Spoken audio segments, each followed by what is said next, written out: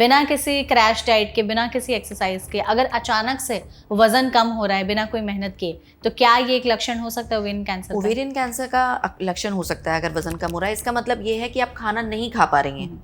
खाना क्यों नहीं खा पा रही हैं? वो इस वजह से है कि पेट के अंदर कोई ट्यूमर बन रहा है और हमारे इंटेस्टाइन ठीक से पचा नहीं पा रही हैं, तो ये एक रीज़न हो सकता है। तो ओवेरियन कैंसर का एक लक्षण हो सकता है। बट हाई भी ऐसा लग रहा है कि पेट भरा हुआ है और बहुत ब्लोटेड रह रहे हैं, तो क्या ये एक ओवेरियन कैंसर का साइन हो सकता है? ये तो ओवरी कैंसर का बहुत ही महत्वपूर्ण एक्चुअली सिम्टम है। ज़्यादा बड़ा हो जाता है तो पेट फूलना शुरू हो जाता है, पेट में पानी भरना शुरू हो जाता है, पेट फूल जाता है, जिसकी वजह से इंटेस्टाइन्स पूरी तरह से मूव नहीं कर पाती।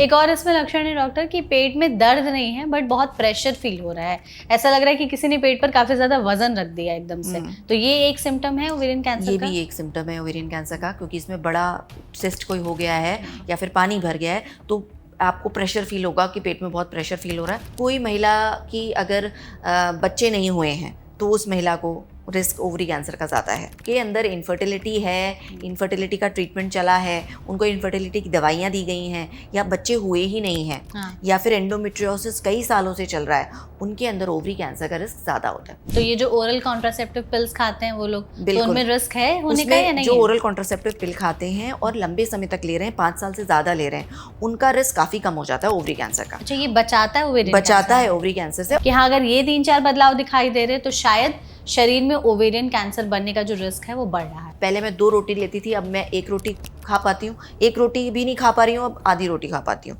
अगर मैं पहले जो भी खाना खाती थी उतने से कम में ही मेरा पेट भर जा रहा है, ठीक है, और नौजिया मुझे फील हो रहा है और पेट फूल रहा है। कुछ भी खाना खाती हूँ तो ऐसे तन जाता है मेरा पेट। ओवेरियन कैंसर डिटेक्ट हुआ था, हालांकि उन्होंने 6 महीने पहले अल्ट्रासाउंड कराया था, बट नॉर्मल अल्ट्रासाउंड आया था, कुछ नहीं आया था। बट 6 महीने के बाद उनको सिम्टम्स दिखे तो उन्होंने अल्ट्रासाउंड कराया तो उसमें ओवेरियन कैंसर निकला। तो ऐसा होता है कि ऐसा मिस हो जाएगा? बिल्कुल हो सकता है कि 6 महीने पहले आपका अल्ट्रासाउंड बिल्कुल ठीक है और आज उसको कैंसर है, और वो अर्ली भी हो सकता है, लेट एडवांस स्टेज भी हो सकता है। ओवेरियन कैंसर से बचा करके रखना, तो क्या अपने लाइफस्टाइल में आज से ही बदलाव शुरू कर दे सो दैट कम से कम रिस्क पर रहे हो? तो अगर कोई भी महिला ओवरी कैंसर से बचना चाहती है, विटामिन सी है, विटामिन ई है, और विटामिन ए के जो कैरोटीनॉइड्स हैं, जो पॉलीफेनॉल्स हैं, ये सब बहुत अच्छे हैं हमारे लिए। हम डाइट से अगर अपने अंदर लेते हैं तो ये एंटी कैंसरस हैं ये सब चीज़ें। दूध भी है और नींबू भी है और ऑरेंजेस भी हैं। और विटामिन ई के लिए हम अखरोट खाते हैं या कोई जो भी ड्राई फ्रूट्स हम खाते हैं उसके अंदर विटामिन ई होता है। विटामिन ए के लिए जो पपाया है बहुत अच्छा है।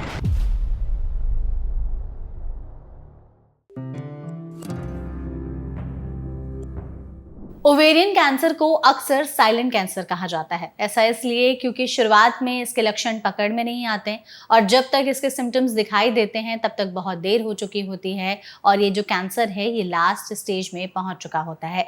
ऐसे में इंडिया में इसके केसेस काफ़ी ज़्यादा तेज़ी से बढ़ रहे हैं, तो हमारे लिए, आपके लिए ज़रूरी है कि हम ओवेरियन कैंसर पर हर एक डिटेल जानें कि आखिर ये कैंसर है क्या, क्यों होता है, कौन सी महिलाएं सबसे ज़्यादा रिस्क पर है, इसके लक्षण कैसे पहचाने जा सकते हैं, इसके लिए कोई टेस्ट अवेलेबल है या नहीं, इसके साथ ही क्या ये एक बार कैंसर हो गया तो कभी ठीक हो सकता है।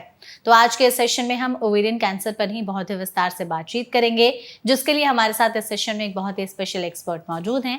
हमारे साथ हैं डॉक्टर सारिका गुप्ता, जो कि डायरेक्टर और यूनिट हेड हैं gynae oncology action cancer hospital में। तो डॉक्टर, सबसे पहले तो इस सेशन में आपका बहुत बहुत स्वागत है। नमस्कार। थैंक यू सो मच हमारे साथ जुड़ने के लिए। हम पूरी कोशिश करेंगे कि आपके जरिए हमारी ऑडियंस तक ओवेरियन कैंसर के बारे में हर एक डिटेल जानकारी पहुंचा सके। तो पॉडकास्ट की शुरुआत इसी सवाल से करते हैं कि सबसे पहले आप हमारी ऑडियंस को एक आसान भाषा में बता दीजिए कि ओवेरियन कैंसर है क्या और क्या ये सिर्फ महिलाओं में ही हो सकता है? तो ओवरी महिलाओं का ही अंग है और ये मेल्स में नहीं होता, और ये वो अंग है जिससे कि अंडा बनता है और यूट्रस में जाता है, जिससे फिर प्रेगनेंसी होती है। और ये वही अंग है जिससे कि एस्ट्रोजन, प्रोजेस्टेरोन, जो महिलाओं में हार्मोन्स हमको ज़रूरत होती है वो वाले हार्मोन्स उससे बनते हैं। तो अगर इनके कोई भी सेल या कोशिका में अगर अनकंट्रोल्ड डिवीजन शुरू हो जाए, मल्टीप्लिकेशन शुरू हो जाए और वो फैलना शुरू कर दे तो उसे ओवेरियन कैंसर कहा जाएगा। तो ये ओवेरियन कैंसर है। तो ऐसे में कहा जाता था पहले कि इंडिया में ओवेरियन कैंसर इतना ज़्यादा होता नहीं था, लेकिन आज के समय में इसके केसेस काफ़ी ज़्यादा बढ़ रहे हैं। ये भी कहा जाता था कि ये जब आप एक एज क्रॉस कर जाओगे तभी आपको होने का रिस्क है, लेकिन आज के समय में इसमें यंग केसेस भी आ रहे हैं बहुत ज़्यादा। तो आपको क्या लगता है कि क्यों इतने ज़्यादा इंडिया में अचानक से ओवेरियन कैंसर के केसेस बढ़ रहे हैं? देखिए वैसे तो कैंसर, सभी तरह के कैंसर बढ़ते जा रहे हैं, और ओवरी कैंसर एक्चुअली ये उस तरह का कैंसर है कि ये भी बढ़ रहा है, बट उस तेज़ी से नहीं जिस तरह से और दूसरे कैंसर जो एंडोमेट्रियल कैंसर वगैरह बढ़ रहे हैं। बट ये भी अमूमन क्योंकि सारे कैंसर्स बढ़ रहे हैं और हम डिटेक्ट नहीं कर पा रहे हैं। पहले क्या होता था कि पेट में फूल रहा है पेट, और पेशेंट डॉक्टर तक नहीं जा पाते थे, उसकी रजिस्ट्री नहीं हो पाती थी, तो हमें पता नहीं चल पाता था कि उनको किस तरह का और कौन से अंग का कैंसर है। तो अब हम ज़्यादा डिटेक्ट कर पा रहे हैं, डॉक्टर तक पेशेंट पहुंच जाता है चाहे, पर लेट पहुंच पाते हैं। ये चीज़ आपने सही पॉइंट आउट की कि लोग पहुंचते तो हैं बट बहुत ही ज़्यादा लेट पहुंचते हैं। और आई थिंक ओवेरियन कैंसर में लेट पहुंचने का जो सबसे बड़ा कारण वो है कि हमें लक्षण शुरुआती में समझ में आते नहीं हैं।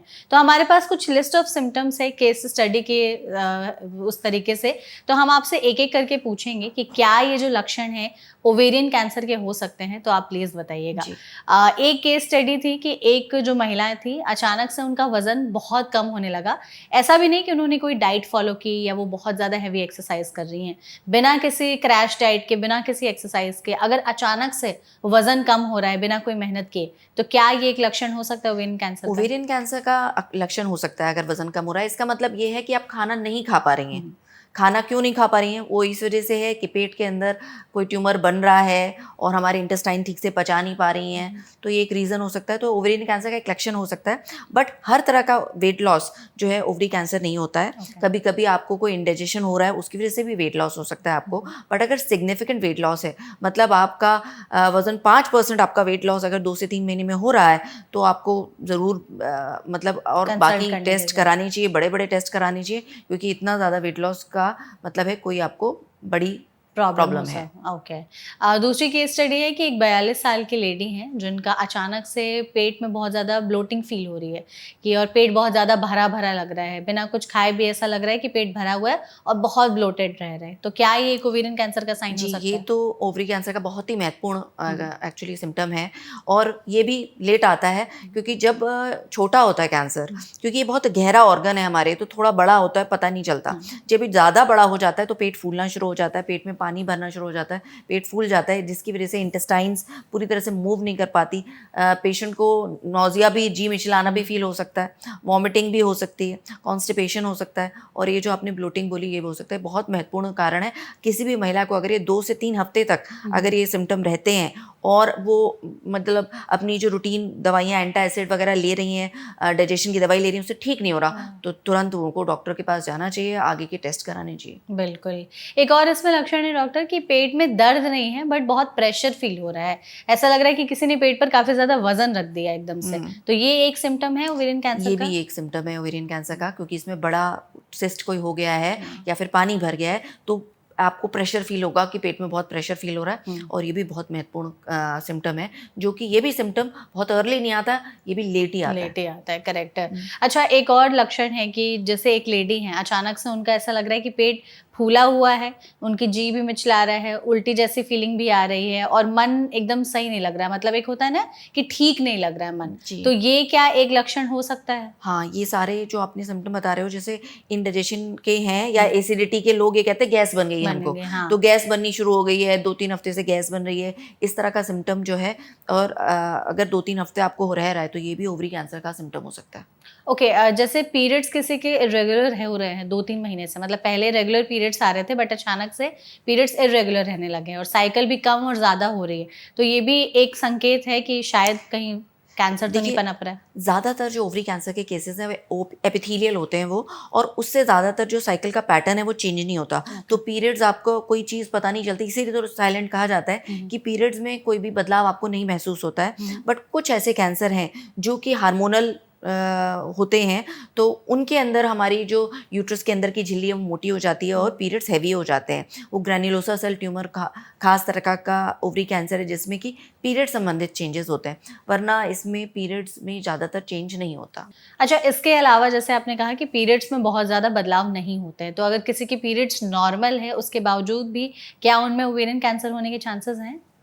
अगर नॉर्मल है तो भी ओवेरियन कैंसर होने की ओके हो सकते हैं, क्योंकि इसमें बदलाव तो होता नहीं, तो नॉर्मली रहेंगे आपके पीरियड्स बिल्कुल अंत तक, जब तक ओवरी बिल्कुल रिप्लेस नहीं हो गई है ट्यूमर से तब तक पीरियड्स नॉर्मल रहेंगे। तो इसीलिए लास्ट तक तो बिल्कुल पता नहीं चलने वाला है कि हमारे पीरियड से पता चल जाए। बट पीरियड जो गड़बड़ी होती है वो सर्विक्स कैंसर और यूट्रस कैंसर में होती है। तो इसमें शुरुआत में ही पता चल जाता है पेशेंट को, शुरुआत में ही बीच में कोई पीरियड के बीच में दाग धब्बा आ गया, हैवी पीरियड शुरू हो गए, तो पेशेंट जल्दी से डॉक्टर के पास पहुंच जाते हैं और हम अर्ली डिटेक्ट कर पाते हैं उसको। बिल्कुल, ये बहुत ज़रूरी भी है।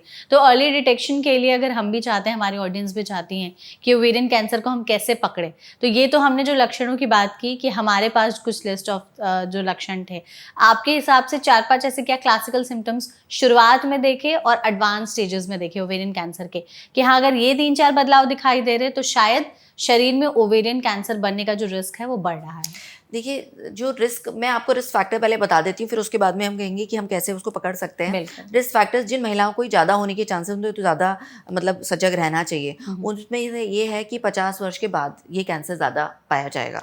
जेनेटिक फैक्टर इसके अंदर होता है, मतलब अगर आपके फैमिली में किसी को ओवरी या ब्रेस्ट कैंसर है तो भी उस महिला के अंदर रिस्क जो है ज़्यादा बढ़ जाता है। कोई महिला की अगर बच्चे नहीं हुए हैं तो उस महिला को रिस्क ओवरी कैंसर का ज़्यादा है। अच्छा, तो मुझे लगा ये मिथ है, ऐसा बोला जाता है कि जिनके बच्चे नहीं हुए उनमें ओवरी कैंसर होने का रिस्क उनके अंदर थोड़ा ज़्यादा तो है, बट ये नहीं हम कह सकते कि जिसके बच्चे हुए हैं वो बिल्कुल सेफ है, क्योंकि ये ऐसा नहीं है। बट हाँ, जिनके अंदर इनफर्टिलिटी है, इनफर्टिलिटी का ट्रीटमेंट चला है, उनको इनफर्टिलिटी की दवाइयाँ दी गई हैं, या बच्चे हुए ही नहीं हैं, या फिर एंडोमेट्रियोसिस कई सालों से चल रहा है, उनके अंदर ओवरी कैंसर का रिस्क ज़्यादा होता है। जो महिलाएं मोटी हैं उनके अंदर भी रिस्क ज्यादा। तो ऐसे में जिनकी शादी नहीं हुई है या जो सेक्सुअली एक्टिव नहीं है, क्या उनमें भी ओवेरियन कैंसर का रिस्क होता है? इसमें सेक्सुअल एक्टिविटी से एक्चुअली निर्भर नहीं है, ये ज़्यादा प्रेगनेंसी से निर्भर है। क्योंकि जब हम प्रेग्नेंट होते हैं तो उस 9 महीने प्रेगनेंसी में हमको पीरियड्स नहीं होते, और फिर जब लैक्टेशन हम करते हैं तब भी हमें पीरियड नहीं होते। तो जो हमारा ओवुलेशन की साइकिल है, और जो हमारा जब ओवुलेशन होता है तो हमारी ओवरी टूटती है और जुड़ती है, मतलब उसके अंदर डैमेज होता है, फिर रिपेयर होता है, वो बाधित हो जाता है कुछ समय के लिए। तो ये प्रोटेक्टिव होता है हमारे लिए। अच्छा। कि अगर हमारा ओवुलेशन कुछ तरह से रुक रहा है तो वो प्रोटेक्शन हो जाता है। तो इसीलिए कहते हैं कि अगर हम कोई ऐसी गोलियां खा रहे हैं जिससे ओवुलेशन हमारा रुक रहा है, वो भी प्रोटेक्शन प्रदान करती है हमको।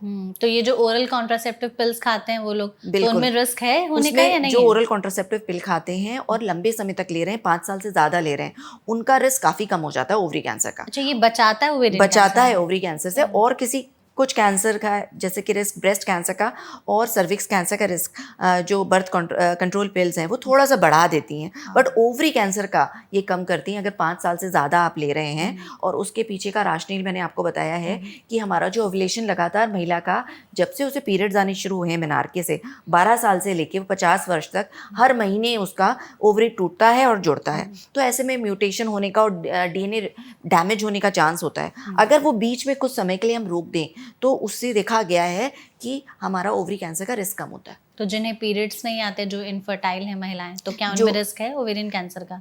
देखिए, जो उनको PCOS है, जैसे कि जिनको आपने बोला पीरियड्स नहीं आते हैं, वो PCOS की प्रॉब्लम है, उसकी वजह से इनफर्टिलिटी है, तो उसमें तो उनका ओवरी कैंसर का रिस्क नहीं बढ़ेगा। बट अगर इनफर्टिलिटी की ड्रग्स वो ले रही हैं, इनफर्टिलिटी में जब अंडे नहीं बन रहे हैं तो हम जानबूझ के ऐसी दवाइयाँ देते हैं कि खूब अंडे बने, तो उससे हम वो प्रोसेस और एस्केलेट कर रहे हैं कि अंडे ज़्यादा बने और ज़्यादा टूटे, हमारा ओवरी और ज़्यादा रिपेयर करने की ज़रूरत पड़े। तो जिन महिलाओं ने वो दवाइयाँ ली हैं, उनके अंदर देखा गया है कि रिस्क थोड़ा ज़्यादा है। ओके, तो ये आपने जैसे हमें रिस्क फैक्टर्स बता दिए कि ये 3-4 चीज़ें ऐसी हैं जो महिलाओं को रिस्क पर बनाती हैं ओवेरियन कैंसर होने के। वैसे में हम लक्षण कैसे पहचानें, इनिशियल वाले और एडवांस वाले भी? देखिए, इनिशियल तो बहुत ज़्यादा तो कोई सिम्टम नहीं आएंगे नहीं। कब तक नहीं आ सकता? ये शुरू के फर्स्ट और सेकंड स्टेज को हम अर्ली स्टेज बोलते हैं। मतलब सिर्फ और सिर्फ नीचे तक सीमित है और कहीं और नहीं गया है। थर्ड स्टेज में पूरे पेट में, और फोर्थ स्टेज में पेट से भी ऊपर अगर चला गया तो वो स्टेज हम ऐसे डिसाइड करते हैं। तो अगर फर्स्ट और सेकंड स्टेज में अर्ली है, उसमें अंदर बहुत ज़्यादा सिम्टम्स आपको नहीं आएंगे। थोड़ा बहुत भारीपन महसूस हो सकता है, बट वो आप मिस हो जाता है ज़्यादातर। ये मैं ये नहीं कह रही हूँ कि भारतीय महिलाएं इसको मिस कर रही हैं, वो सभी कंट्रीज़ में हर जगह ये साइलेंट किलर है। शुरुआत में इसके आते नहीं है सिम्टम, लेट में ये होता है कि हमको लगता है कि हमारा खाना डाइजेस्ट नहीं हो रहा है। पहले मैं 2 रोटी लेती थी, अब मैं 1 रोटी खा पाती हूँ, एक रोटी भी नहीं खा पा रही हूँ, अब आधी रोटी खा पाती हूँ। अगर मैं पहले जो भी खाना खाती थी उसी उतने से कम में ही मेरा पेट भर जा रहा है, ठीक है, और नौजिया मुझे फील हो रहा है और पेट फूल रहा है, कुछ भी खाना खाती हूँ तो ऐसे तन जाता है मेरा पेट। तो ये सब कुछ चीज़ें जो कि के लोग कहते हैं कि गैस हो गई मुझे, और फिर उसके लिए कुछ भी गोली या एंटासिड ले लेते हैं, तो उसकी वजह से वो और लंबे समय तक हम निगलेक्ट कर देते हैं। अगर वो महिला सही टाइम पर, अगर उसको ये सारे सिम्टम हो रहे हैं, सही टाइम पे डॉक्टर के पास जाए और उसका अल्ट्रासाउंड हो जाए तो हमें फिर भी जल्दी पता चल जाता है। कई बार महिलाएं इसको 2-2 3-3 महीने तक उनको ये प्रॉब्लम है कि वो खाना नहीं खा पा रही हैं पूरा और कम खा पा रही हैं, तो उसको निगलेक्ट कर देती हैं, तो उसकी वजह से बहुत ही ज़्यादा लेट डायग्नोसिस हो पाती है। बिल्कुल, तो आपने जैसे कहा कि ये जो लक्षण होते हैं ये इनिशियल और एडवांस में अलग-अलग तरीके से प्रेज़ेंट करते हैं। तो ऐसे में क्या एक टाइम फ्रेम है कि इतने दिनों तक ये लक्षण दिखाई दे रहे हैं तब हमें थोड़ा-सा अलर्ट होने की ज़रूरत है? क्योंकि कई बार गैस और ब्लोटिंग जैसी चीज़ें पीरियड्स के पहले भी होती हैं या महिलाओं में अक्सर हार्मोनल चेंजेस होते रहते हैं, तो उस वजह से भी। तो एक टाइम फ्रेम कैसे पहचानें हम? 2 से 3 हफ्ते। तो अगर अगर 2 लगातार चल हफ्ते रहा है तो? आपको है और आप एंटासिड ले रही हैं और फिर भी कोई भी आराम भी नहीं हो रहा है, तो आपको ज़रूर डॉक्टर के पास जाना चाहिए और अपना अल्ट्रासाउंड करवाना चाहिए, क्योंकि अल्ट्रासाउंड के बिना ये बात पता नहीं चलेगी कि पेट में क्या प्रॉब्लम आई है, क्या ओवरी ठीक है या नहीं है। तो आपने जैसे कहा कि अल्ट्रासाउंड में ये चीज़ पता चल जाती है। एक केस था जिसमें महिला को ओवेरियन कैंसर डिटेक्ट हुआ था। हालाँकि उन्होंने 6 महीने पहले अल्ट्रासाउंड कराया था, बट नॉर्मल अल्ट्रासाउंड आया था, कुछ नहीं आया था। बट 6 महीने के बाद उनको सिम्पटम्स दिखे तो उन्होंने अल्ट्रासाउंड कराया तो उसमें ओवेरियन कैंसर निकला। जी। तो ऐसा होता है कि मिस हो जाएगा? बिल्कुल हो सकता है कि 6 महीने पहले आपका अल्ट्रासाउंड बिल्कुल ठीक है और आज उसको कैंसर है, और वो अर्ली भी हो सकता है, लेट एडवांस स्टेज भी हो सकता है। इसके देखिए 2 वजह से ऐसा है कि जब उसने अल्ट्रासाउंड करवाया होगा तो हो सकता है कि ओवरी के अंदर इतना सूक्ष्म कैंसर है कि वो उस समय डिटेक्ट नहीं हो पाया। दूसरा ये हो सकता है कि उसने अल्ट्रासाउंड करवाया और उसके बाद ओवरी कैंसर डेवलप हुआ, और क्योंकि ये हाई ग्रेड के कैंसर होते हैं और बहुत जल्दी डेवलप होकर बढ़ना शुरू कर देते हैं, 6 महीने तो में? 6 महीने में ही ये बड़ा हो सकता है और उस स्टेज में भी आ सकता है कि ये फैल गया हो। तो इसलिए ऐसा हो सकता है। ये डराने वाली बात तो है कि हमने 6 महीने पहले करवाया और अब ऐसा है, बट यही रियलिटी है कि वो ऐसा हो सकता है। इसीलिए ओवरी कैंसर का स्क्रीनिंग टेस्ट बहुत ज़रूरी हम है। नहीं डेवलप हो पाया आज तक। स्क्रीनिंग टेस्ट हमारे पास सर्विक्स कैंसर का है, हमारे पास ब्रेस्ट कैंसर का है, बट हमारे पास ओवरी कैंसर का नहीं है। अगर ओवरी कैंसर का स्क्रीनिंग टेस्ट होगा तो हम अर्ली डिटेक्ट कर पाएंगे। तो हमारे पास क्यों नहीं है ओवरी कैंसर का जो स्क्रीनिंग टेस्ट है? देखिए 2 स्क्रीनिंग टेस्ट कहा जाता है कि 2 हो सकते थे। एक तो CA-125 जो एक ट्यूमर मार्कर है, और एक अल्ट्रासाउंड कि हम जल्दी जल्दी करवाते रहें तो हमको पता चल जाए, हर साल करवा लें तो हमें पता चल जाए। तो इसके ऊपर काफ़ी शोध हुआ है, बल्कि जो एक सबसे बड़ा शोध हुआ है वो UKC टॉक्स नाम की मतलब स्टडी हुई थी, जिसमें 2 लाख महिलाओं को देखा गया और 20 वर्ष तक उनके ये अल्ट्रासाउंड करवाए गए, CA-125 करवाया गया, और फिर देखा गया कि क्या उससे फ़ायदा हो रहा है महिलाओं को। तो ये देखा गया कि हम अर्ली तो डिटेक्ट कर पाए, कई महिलाओं का हमने अर्ली डिटेक्शन कर लिया, और बट उससे क्या हुआ कि बहुत सारी महिलाओं को बहुत सारे टेस्ट उसके बाद कराने पड़े, MRI कराना पड़ा, सर्जरी भी करवानी पड़ी। बट ये सब कुछ करने के बाद भी जो मृत्यु दर है वो, हमारा जैसे 2 ग्रुप होते हैं जिनके अंदर हमने ये किया और जिसमें नहीं किया, तो उसमें ये पता चला कि मृत्यु दर को ये दोनों टेस्ट कम नहीं कर पा रहे हैं। अच्छा, कम नहीं कर पा रहे हैं। तो फिर ये इसका कंक्लूजन हुआ कि ये ओवरी कैंसर का स्क्रीनिंग अभी हमारे पास बहुत अच्छा मेथड नहीं है जो कि हम रेगुलर पॉपुलेशन में, मतलब कि सारी महिलाओं के अंदर कर सकें और अर्ली डिटेक्ट कर सकें। इससे हमारे कुछ फॉल्सली पॉजिटिव और फॉल्स नेगेटिव होंगे, तो हम कईयों का बार बार टेस्ट कराने पड़ेंगे, और कईयों में अगर फॉल्सली नेगेटिव आ गया मतलब है भी और हम पहचान नहीं पा रहे, तो ये, और मृत्यु दर भी कम नहीं हो रही है। तो इसलिए इसका अभी तक स्क्रीनिंग अवेलेबल नहीं है। इसके लिए हम निर्भर हैं कि महिला ही हमें जाके बताए, या फिर वो किसी और तरीके से अल्ट्रासाउंड करा रही है तो हमें पता चल जाए। तो ऐसे में आपने जैसे कहा कि स्क्रीनिंग टेस्ट जो है वो इतना ज़्यादा अवेलेबल नहीं है, इस्तेमाल भी नहीं किया जाता है, लेकिन आपको नहीं लगता कि फिर ये बहुत ज़्यादा रिस्क फैक्टर पे आ जाएंगी महिलाएं की? क्योंकि लक्षण आई एम श्योर सब लोग इग्नोर ही कर देते होंगे, इस तरीके के वेग सिम्टम्स हैं, और महिलाएं अक्सर खुद पर भी ज़्यादातर ध्यान देती नहीं कि अच्छा चलो ये है, ठीक हो जाएगा। तो ऐसे में ओवेरियन कैंसर मतलब क्या बढ़ेगा ही अगर जब तक स्क्रीनिंग टेस्ट अवेलेबल नहीं होगा तब तक? जब तक स्क्रीनिंग टेस्ट अवेलेबल नहीं है हम उसको अर्ली नहीं डिटेक्ट कर पाएंगे, और बस यही बात है, और इसीलिए इसका नाम ही साइलेंट किलर है। हाँ, बिल्कुल। कि इसमें हम अर्ली डिटेक्शन अभी तक पॉसिबल नहीं हुआ है। देखिए, बट जो हायर रिस्क की वुमेन है, जिनको हमें पता है कि जिनको BRCA पॉजिटिव है या जिनकी फैमिली हिस्ट्री पॉजिटिव है, तो उनको हम स्क्रीनिंग के लिए बताते हैं, क्योंकि क्लोज सर्वेलेंस भी बताते हैं, तो उनके लिए स्क्रीनिंग उपलब्ध है कि हर 6-6 महीने पे ये कराएं, अल्ट्रासाउंड और CA-125 को कराएं। बट ये उन महिलाओं के लिए है जिनको हाई रिस्क है, मतलब उनको जेनेटिक कंडीशन की वजह से हाई रिस्क है। हर महिला में, मतलब अगर इंडिया में सारी महिलाओं का हम CA-125 और अल्ट्रासाउंड अगर कराने लगेंगे तो हम मृत्यु दर पे तो कुछ फर्क नहीं पड़ेगा। तो ये रिसोर्सेज का एक्चुअली बहुत ज़्यादा अच्छा उपयोग नहीं है। बिल्कुल, और ऐसे में एक स्ट्रेस भी रहेगा। स्ट्रेस भी बिल्कुल। तो फॉल्सली पॉजिटिव होना भी तो है कि वो सिस्ट को बता देगा। हल्का फुल्का CA-125 एक बहुत ऐसा टेस्ट नहीं है CA-125 की 100% बता दे कि कैंसर है। अच्छा, ये भी नहीं बता पाएगा 100%? तो वो हमको कई बार बिनाइन में भी बढ़ जाता है, तो इससे कंफ्यूजन भी क्रिएट हो जाती है। बिल्कुल, और फिर आप टेस्ट पे टेस्ट कराते रहिए और उसके बाद फिर वो स्ट्रेस अलग, पैसे अलग खर्च हो रहे हैं और फिर पता चला कि कुछ निकला। तो ये इंपॉर्टेंट है। आई थिंक ये मैं बताना चाहती हूँ कि हर महिला अपने CA-125 को ना कराए। क्योंकि अगर आप कराएंगी ना तो उससे आपको बिना बात का, कई बार ऐसा है कि बिनाइन की वजह से भी बड़ा आता है। मेरे पास बहुत महिलाएं हैं जो अपना रूटीनली सोचती हैं कि CA-125 करा लें और कई बार वो बड़ा हुआ आता है तो स्ट्रेस से गुजर जाती हैं, हमारे पास आती हैं, हमें भी फिर कुछ ना कुछ और टेस्ट कराना पड़ता है क्योंकि CA-125 ज़्यादा है। जो डॉक्टर आपको टेस्ट बता रहे हैं स्क्रीनिंग के, वही करने चाहिए। तो CA-125 एग्जैक्टली क्या टेस्ट है और उसमें क्या मार्कर देख करके आप लोग पता लगाते हैं कि ओवेरियन कैंसर बना है कि नहीं बना है? CA-125 एक ट्यूमर मार्कर है। ये ट्यूमर से ही सिक्रीट होता है, ओवरी से सिक्रीट होता है, और भी कई जगह से होता है बट ओवरी से भी सिक्रीट होता है। तो ओवरी का जो भी ट्यूमर होगा जिसमें सिस्ट भी है, जिसमें बिनाइन भी है और कैंसर भी है, दोनों में ही वो सिक्रीट हो सकता है। तो अगर कैंसर है तो थोड़ा ज़्यादा सिक्रीट होता है, और अगर कैंसर नहीं है, कोई और बीमारी, एंडोमेट्रियोसिस है या और दूसरी बीमारियाँ भी है, फाइब्रॉइड वगैरह भी है, इसमें भी थोड़ा बहुत बढ़ सकता है वो। अच्छा। तो ये ट्यूमर, ये अगर कैंसर है तो काफ़ी ज़्यादा बढ़ जाता है। बट इसमें इंपॉर्टेंट बात ये है कि अर्ली कैंसर के अंदर बहुत सारे केसेस में ये बढ़ता नहीं है। अच्छा, नहीं, 100% नहीं है ना ये गारंटी। तो अर्ली केसेस में ये बढ़ेगा नहीं, लेट में भी कईयों में नहीं बढ़ेगा। तो इसलिए ये एक स्पेसिफिक टेस्ट नहीं है, ये सेंसिटिव टेस्ट है कि ये बता देगा कि कुछ गड़बड़ी ओवरी में है, बट कैंसर है या नहीं है ये नहीं बता पाएगा। मतलब इस पे अभी फिलहाल काम हो रहा है, अभी तक एग्जैक्ट ऐसा अगर एक बार हमें पता है 3000 के करीब चल रहा है, 2000 चल रहा है, 800 चल रहा है, तो हमें पता है बहुत ज़्यादा है। तो सस्पिशन हाई है, बट इससे डायग्नोसिस नहीं बनती। डायग्नोसिस तो बायोप्सी से या जब हम पैथोलॉजी में भेजते हैं उससे बनती है। अच्छा, बायोप्सी के लिए डॉक्टर ये कहा जाता है, मिथ है ये, कि अगर आप बायोप्सी करते हैं तो फिर कैंसर आपके पूरे बॉडी में फैल जाता है। ये ना ओवरी कैंसर के लिए स्पेशली बहुत अच्छा क्वेश्चन है, क्योंकि ओवरी कैंसर में एक स्टेज तक तो ये नहीं करवानी चाहिए और एक स्टेज के बाद आप करवा सकते हैं। तो अगर ओवरी तक ही सीमित है कैंसर तो आपको उसको तोड़ना अच्छा नहीं होता। तो अगर आप सही डॉक्टर के पास जाएंगे तो वो देख लेंगे कि क्या स्टेज उन्हें लग रही है, तो हम शुरुआत में उसकी बायोप्सी नहीं करवाएंगे। अगर एडवांस स्टेज है, पूरे पेट में फैली गया है, दिख रहा है, सीटी में पता चल रहा है हमें कि पूरा पेट में कैंसर है, तो फिर बायोप्सी करवाना अच्छा रहता है। क्योंकि अगर पेट में किसी और कैंसर की वजह से भी काफ़ी फैलाव हो सकता है, हमें डायग्नोस करना कि ये ओवरी से ही पूरे पेट में फैला है, उसके लिए बायोप्सी की ज़रूरत होती है। तो अर्ली स्टेज में इसको हम नहीं करते हैं, बट एडवांस स्टेज में इसे करना अच्छा रहता है। तो मतलब ऐसा है कि बायोप्सी कराने से सच में कैंसर फैल नहीं, जाता है?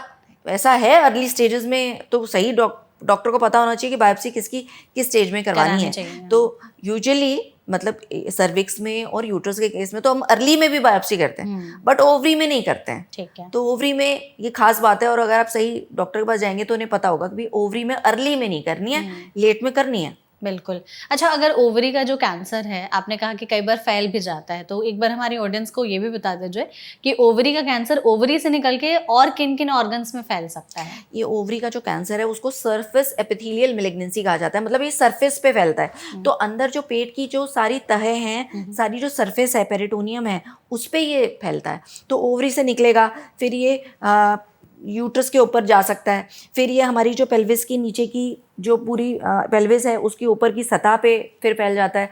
उसके पीछे हमारी आंतें हैं, तो आंतों के ऊपर भी है, लिवर के ऊपर है, ये जो डायफ्राम है, जो छत है हमारे मतलब पेट को और चेस्ट को जो डिवाइड करती है, तो डायफ्राम पे फैल जाता है। तो ये पेट की सारी सतहों पे फैल सकता है ये।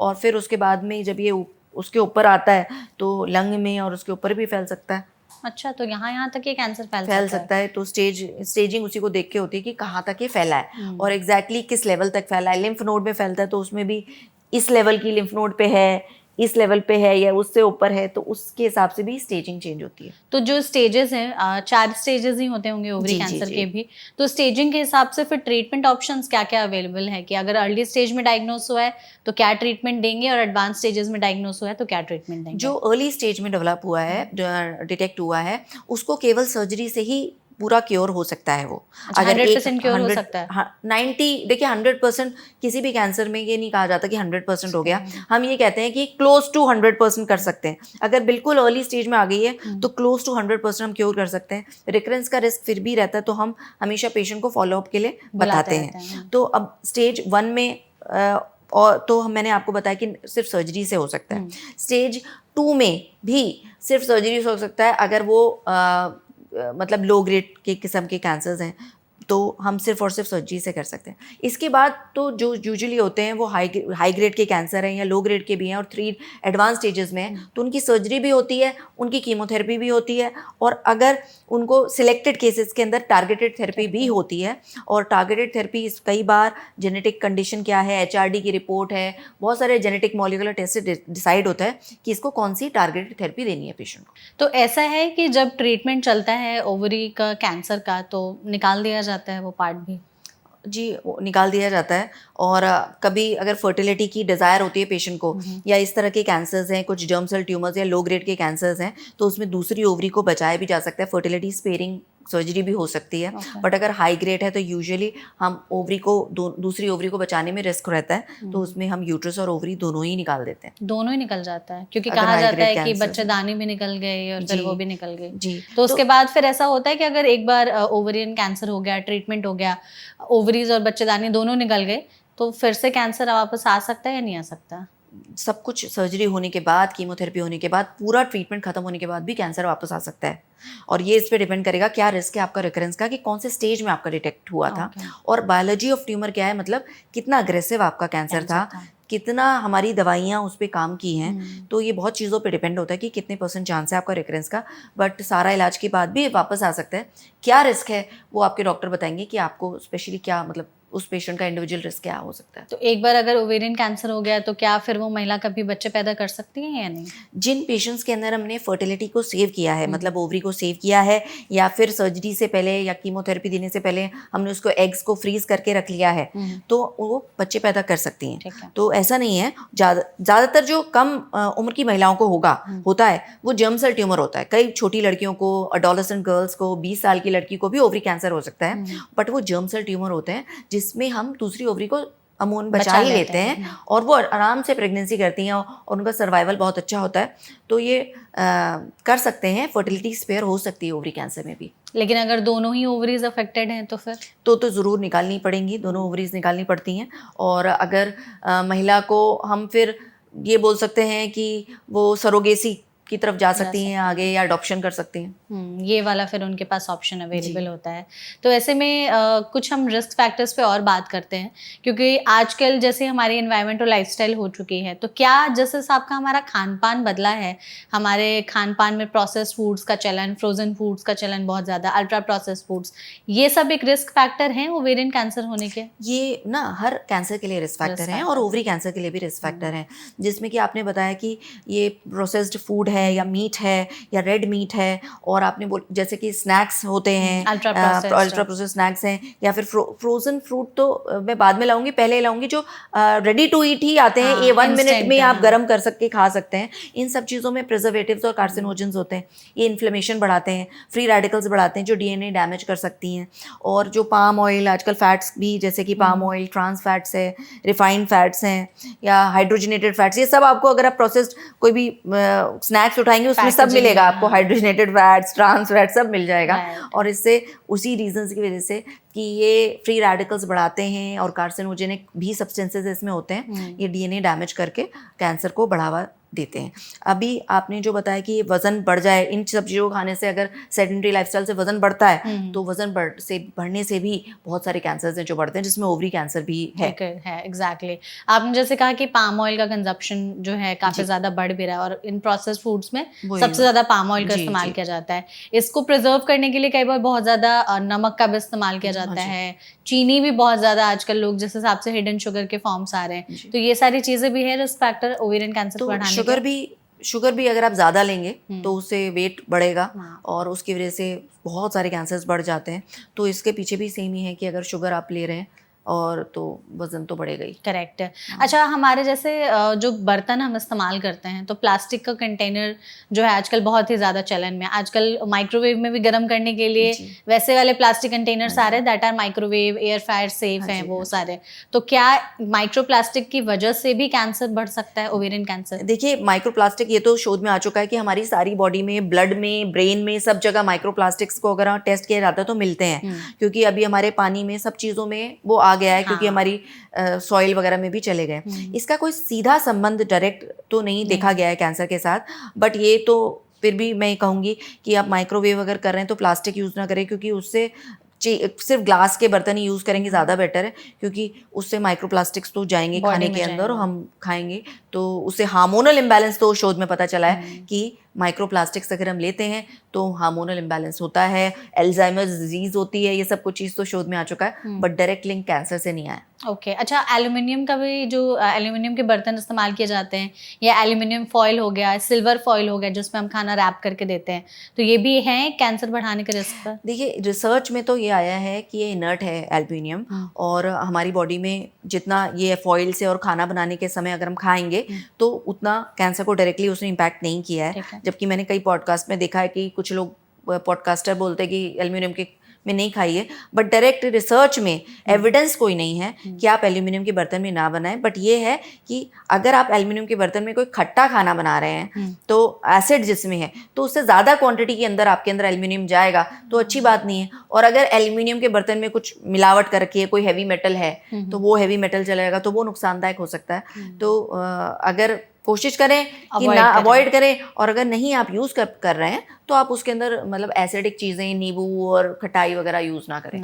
अच्छा, एक और फैक्टर है एयर पोल्यूशन, वाटर पोल्यूशन जो है आज के समय में इतना ज़्यादा बढ़ रहा है, हवा प्रदूषित है, पानी भी हम देख रहे हैं कि बहुत ज़्यादा कंटामिनेटेड है। तो क्या इस तरीके के जो मतलब एनवायरनमेंट में चेंजेस हो रहे हैं ये भी हमें ओवेरियन कैंसर के रिस्क पर ला रहे हैं? ये सारे चेंजेस के अंदर कार्सिनोजेनिक सब्सटेंसेस हैं और हमारी इम्यूनिटी डाउन होती है, फ्री रेडिकल्स प्रोड्यूस होते हैं, तो ये सभी तरह के कैंसर्स को बढ़ा रहे हैं आजकल। तो जो भी पोल्यूशन एरिया में रह रहे हैं उनके अंदर कैंसर ज़्यादा पाए जाते हैं एज़ कम्पेयर टू जो साफ सुथरी जगह पे रह रहा है।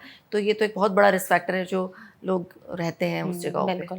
तो डॉक्टर, ऐसे में कुछ डाइट में हम अपनी चीज़ें शामिल कर सकते हैं सो दैट ओवेरियन कैंसर के रिस्क को कम किया जा सके? कोई है रिलेशन इसका? देखिए, कोई डाइट में अगर हम बैलेंस डाइट ले रहे हैं तो हम अपना सभी तरह के कैंसर के रिस्क को कम कर सकते हैं, जिसके अंदर हम स्पेशली कहेंगे कि फल, सब्जी और साबुत अनाज हम अगर लें तो और उसी से हमारे को एंटीऑक्सीडेंट्स वगैरह भी मिलते हैं, जिससे कि फ्री रेडिकल्स वगैरह को हम वो कर सकते हैं, कम कर सकते हैं।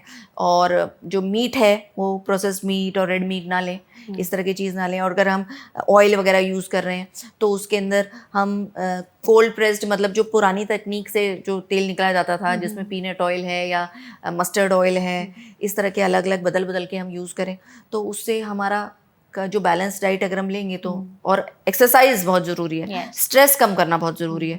तो ये सब कुछ भी है, अगर आप इन्वायरमेंट में और अपनी चीज़ों में चेंज करते हैं तो हमारा कम होता है। एक इसमें सबसे इम्पोर्टेंट स्लीप भी कहूँगी मैं, कि अगर आप अच्छी नींद नहीं ले रहे हैं आजकल की भागदौड़ की ज़िंदगी में, आप 5 घंटे सोच रहे हैं कि बहुत अच्छी हम मतलब लाइफस्टाइल जी रहे हैं, नहीं काम ज़्यादा कर पा रहे हैं, तो बट ये तो है, बट कहीं ना कहीं ये हमारी इम्यूनिटी को कम करता है।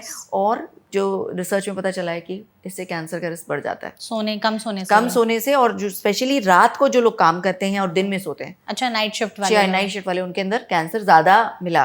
टेस्ट किए गए तो देखा ब्रेस्ट कैंसर को स्पेशली उन्होंने देखा तो ब्रेस्ट कैंसर महिलाओं में ज़्यादा मिला जिनको जो नाइट शिफ्ट करती हैं। ओके, तो ये भी एक रिस्क है, ये भी रिस्क फैक्टर। तो एग्जैक्टली इसीलिए हमने सेशन को भी ऑर्गेनाइज किया सो दैट ऑडियंस को भी एक आइडिया लग जाए कि हाँ ये सारी चीज़ें रिस्क पर हैं जो हमें ओवेरियन कैंसर की तरफ धकेल रही हैं। तो आई थिंक इस सेशन में हमने ऑलमोस्ट हर चीज़ों को कवर करते हुए बहुत ही अच्छे तरीके से डिटेल में बातचीत की है। हम चाहते हैं डॉक्टर कि आप हमारी ऑडियंस को एक गोल्डन टिप या एडवाइस ज़रूर दे दें कि अगर वो खुद को चाहते हैं ओवेरियन कैंसर से बचा करके रखना, तो क्या अपने लाइफस्टाइल में आज से ही बदलाव शुरू कर दे सो दैट कम से कम रिस्क पर रहे हो? तो अगर कोई भी महिला ओवरी कैंसर से बचना चाहती है तो इम्पॉर्टेंट है कि वो आप अपनी डाइट के ऊपर ध्यान दें, बैलेंस डाइट लीजिए।